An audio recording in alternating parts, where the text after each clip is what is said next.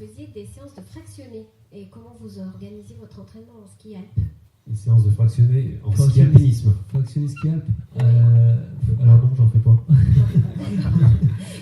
Non, j'en fais pas, mais en fait, là, je vais faire quand même, je vais reprendre le ski, donc je vais plutôt m'axer moi sur le volume, puis je mets juste à mon entraîneur ce que je fais en ski alpe, et le fractionné, je vais le faire à pied en fait. On va reprendre là un petit peu en janvier, et je vais les faire à pied, mais je vais pas me remettre une séance en ski alpe le week-end, quoi. En fait, c'était ma deuxième question aussi, c'est qu'est-ce que vous gardez en volume de course à pied en même temps que le ski alpinisme sur la saison d'hiver, quoi? Ouais, alors je garde à peu près en fait, je fais au moins une séance en fait de fractionné course à pied donc par semaine, voire deux, ça dépend un petit peu ce que je prévois aussi comme trail blanc, parce que j'essaie de garder une fois par mois un trail blanc qui est pour moi aussi une bonne solution pour garder un pied dans la course à pied, et c'est aussi un petit peu moins traumatisant parce que les appuis sont un petit peu plus souples en principe parce qu'on a de la neige. Et donc ça dépend un petit peu des objectifs qu'il y a à préparer, mais voilà, c'est une des séances de qualité, et par contre comme je disais tout à l'heure, moi je fais un petit peu plus de volume que ce que je fais en course à pied en ski alpe, quoi. Notamment là, je pense qu'à Noël je vais faire dans les 25 000 de dénivelé, et voilà, juste en volume, quoi. Merci. Parce que j'ai du temps, parce que je suis en vacances. Sinon c'est un petit peu difficile. Après pour moi le reste de la saison c'est des blocs. C'est voilà, mes 2 vacances, je vais prendre 2 semaines là à Noël, une semaine en février, et après je sors que les week-ends, quoi, en ski. Donc c'est 4000 par jour en gros, hein, pour les vacances de Noël. Après, en scalp, le fractionné peut se faire assez facilement, entre guillemets, en utilisant les pistes. Maintenant, c'est une pratique qui commence à se mettre en place assez correctement, hein. On s'entraîne sur les pistes, en prenant bien soin évidemment d'être sur les bords et de ne pas risquer d'être percuté par un skieur en descente. Mais de ce fait, on est sur un terrain relativement propre, et on peut, c'est plus facile de faire des répétitions sur des laps de temps qui peuvent être différents, soit courts ou soit plus longs. Alors après, plus long, on va rentrer un petit peu plus dans ce que Guillaume décrivait et qui conseille un petit peu moins pour l'ultra-endurance. Les séances de seuil, plus la durée est longue, et évidemment, plus on diminue l'intensité, plus donc on s'éloigne un petit peu des processus qui permettent d'améliorer la VO2 max, mais en même temps, ça permet de développer d'autres facteurs qui peuvent ne pas être inintéressants. Donc voilà, le ski alpinisme, effectivement, on peut effectivement retransposer ce qu'on fait en course à pied en utilisant l'entraînement sur piste. On peut le faire aussi en pleine nature, mais c'est un peu plus facile sur piste. Oui, mais si tu fais pas de course à pied, les entraînements fractionnés, tu peux les faire en ski. J'ai plein de copains qui font du ski alpe et qui font que les entraînements en ski alpe. Et voilà, les séries de 30 secondes sur la piste, ça se fait très bien. Après, ce qui est aussi un bon entraînement pour le ski alpe, bon, c'est pas le sujet, hein, mais c'est aussi de faire les verticales. Et là, on se rapproche plus en fait de l'effort de seuil, voire un peu plus. Et voilà, c'est un petit peu ça, du fractionné en 30-30 sur la piste, et puis peut-être quelques verticales pour s'entraîner pour les courses, c'est une bonne solution. Mais moi, je ne les fais pas en ski alpe, vu que je les fais encore en course à pied, quoi. Sachant qu'il y a un phénomène que tu pourras expliquer aussi, c'est que ce soit en ski alpi ou en ski de fond, il y a l'hypoxie qui est aussi intéressante à travailler, quoi. Oui et non. C'est que effectivement l'hypoxie peut avoir un effet, mais c'est un effet qui est sur du court terme. Donc une fois qu'on est éloigné de la saison d'hiver et qu'on redescend des altitudes un petit peu plus faibles, les effets de l'hypoxie aussi s'estompent. Donc l'hypoxie joue sans doute un petit rôle, mais mineur par rapport aux effets du sport en lui-même. Il y a une question là. Ouais. Oui, donc moi je voulais revenir sur la notion de récupération. On a pas mal parlé de la récupération après les séances d'endurance, un petit peu moins après les séances d'intensité. Finalement, moi j'aimerais bien avoir un peu des notions par rapport au délai, finalement, avant une course. Est-ce qu'on peut caler des séances d'intensité? Combien de temps avant une échéance? Et combien de temps entre 2 séances d'intensité, par exemple? Alors, c'est assez compliqué de répondre à cette question, dans le sens où ça va dépendre beaucoup quand on ne sait pas répondre, on répond ça en général. Ça va dépendre beaucoup de ton profil, de ton vécu, est-ce que tu as l'habitude d'en faire ou pas. Donc non, c'est une vraie réponse quand même malgré tout.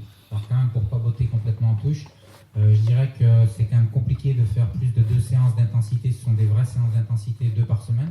C'est déjà beaucoup. On peut remonter jusqu'à 3 sur quelques blocs. Donc, certains entraîneurs conseillent ça de faire des blocs, par exemple, de 3 semaines. Pour le coup, ce n'est pas les week-end shocks, c'est des blocs de 3 semaines. On va faire 9 séances d'intensité, par exemple.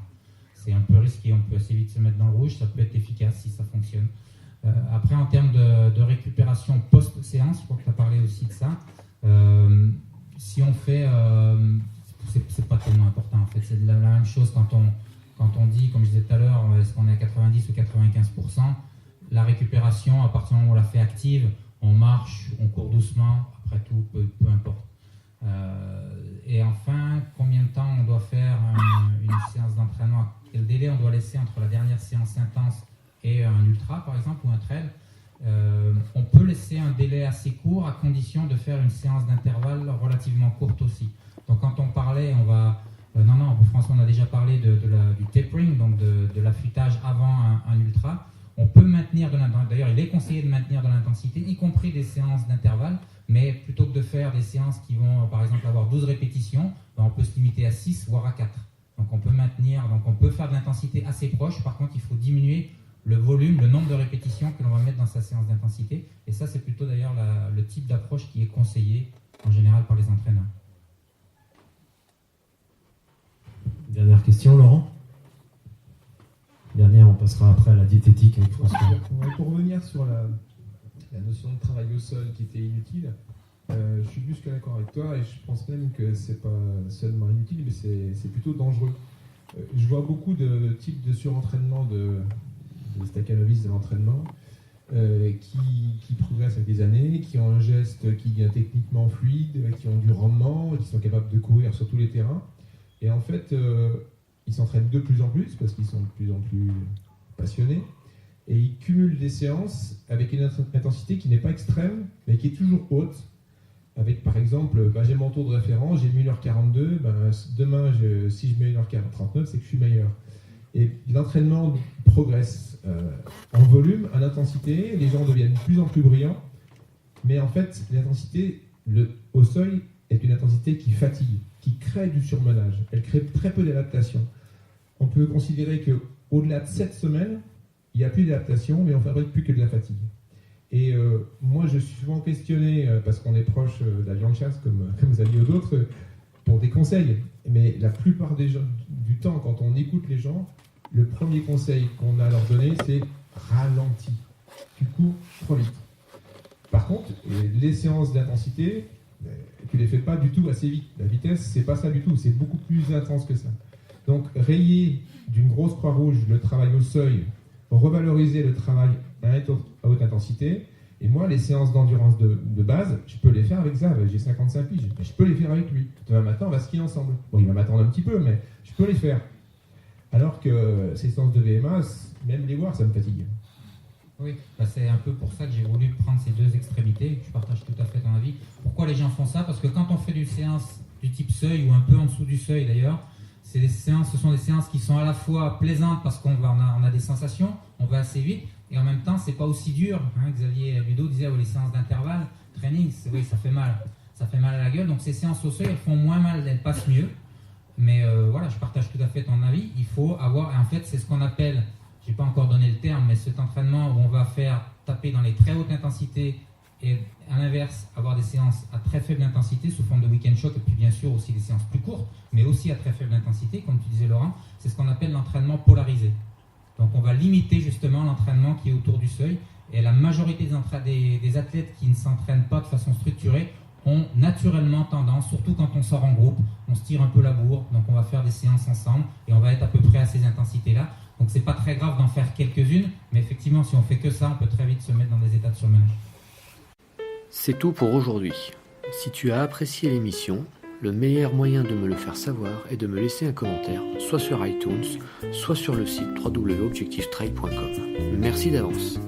À bientôt pour une nouvelle émission, et d'ici là, bon entraînement.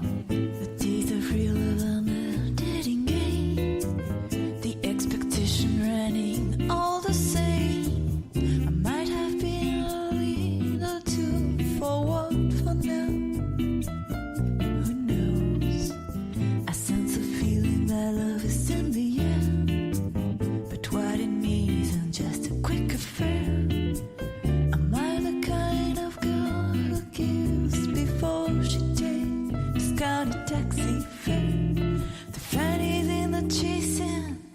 and it's what I'm